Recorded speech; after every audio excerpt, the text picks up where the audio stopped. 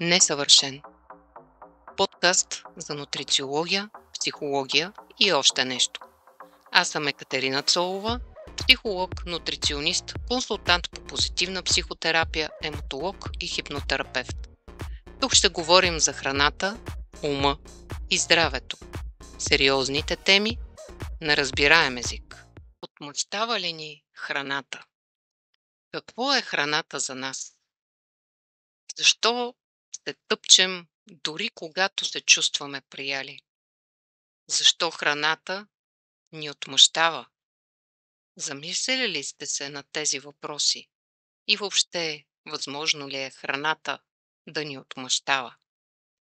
Аз преди време много мислих върху тях и търсих изследвания, проучвания, които да дават отговор на тези въпроси.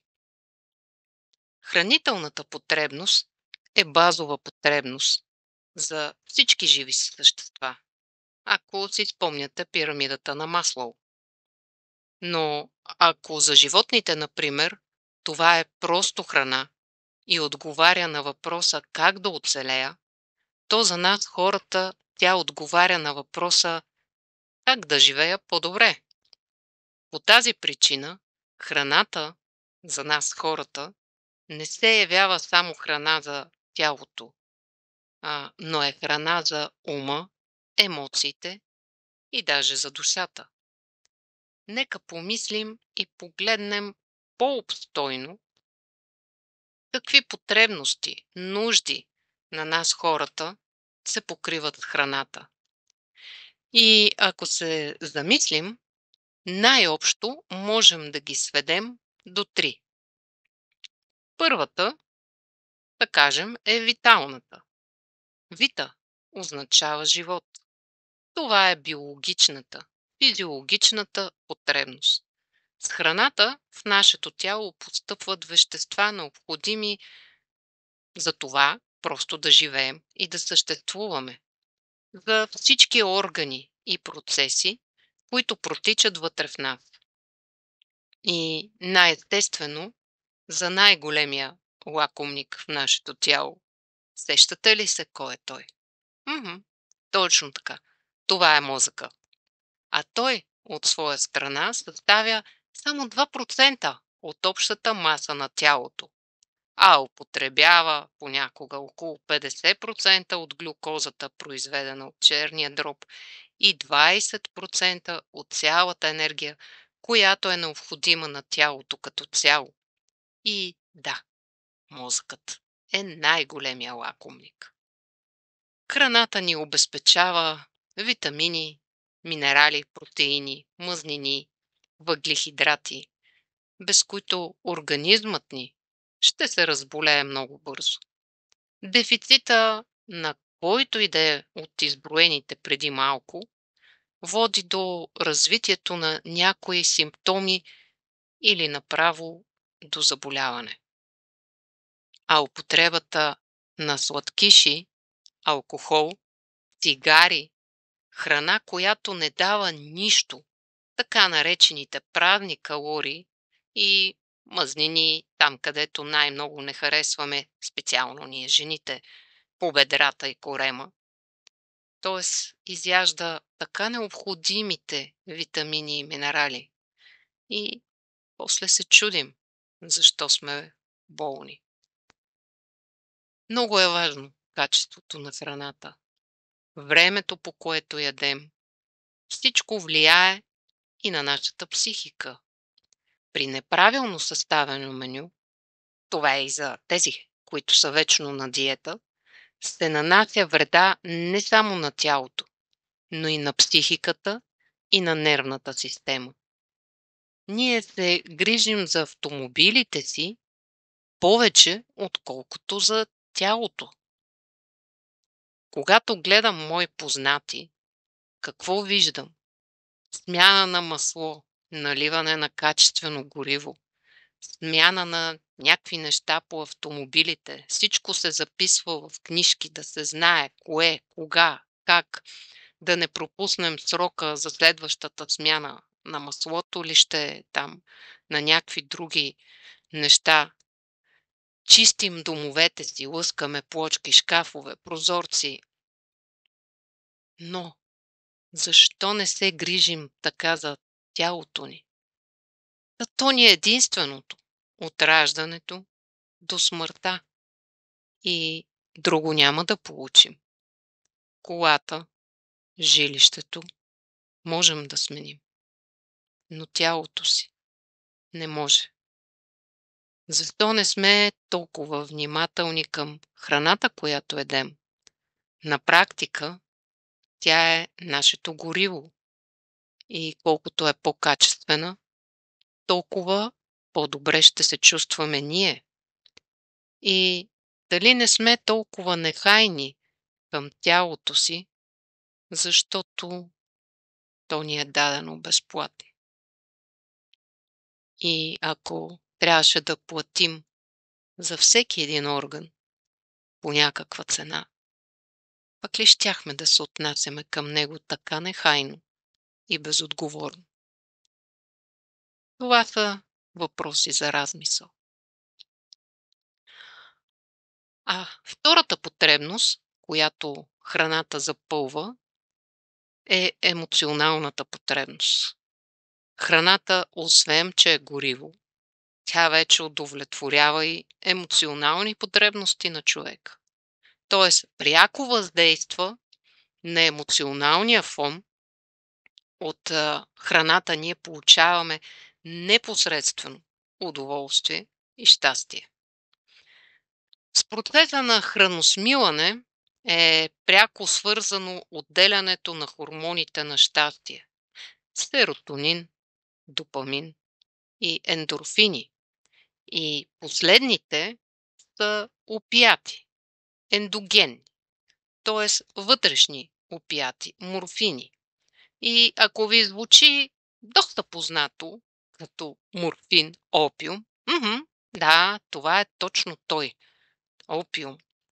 И когато казваме, че храната е като наркотик, всъщност това изобщо не е метафора, а е реалността. Още от раждането, кърменето на бебето се осъществява емоционална връзка на майката и детето. И много психологически проучвания доказват, че много от хранителните проблеми се зараждат именно още от детството. За някои хора храната се превръща в транквилизатор за справяне с емоционалния стрес. За други е основно средство за получаване на щастие. Много хора се хранят не когато изпитват физически глад. Не, ядат дори когато са сити. Те не могат да се спрат дори когато се чувстват прияли. Затова се казва, че храната удовлетворява и емоционални потребности. Аз, например, дълго време не осъзнавах, че използвах храната като заместител на липсата на любов, която чувствах още от най-ранна детска възраст. Между впрочем, откакто се помня, винаги съм била с наднормено тегло. Години по-късно, когато започнах да изучавам психология, разбрах какво всъщност се случва. Храната беше моето бягство, моята утеха. Ядях, когато бях тъжна. Ядях, когато бях щастлива. Ядях дори от скука.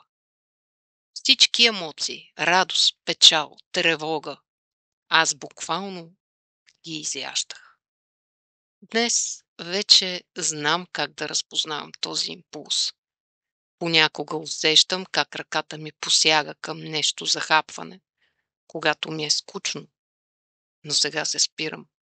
Осъзнавам го и избирам друг начин да се справя с това усещане. И искам да ви кажа, че ако и вие се разпознавате в това, не сте сами. Има начин да се измъкнете от този омагьосан кръг. И третата потребност, която изпълнява храната, Сещате ли се? Това е социалната потребност.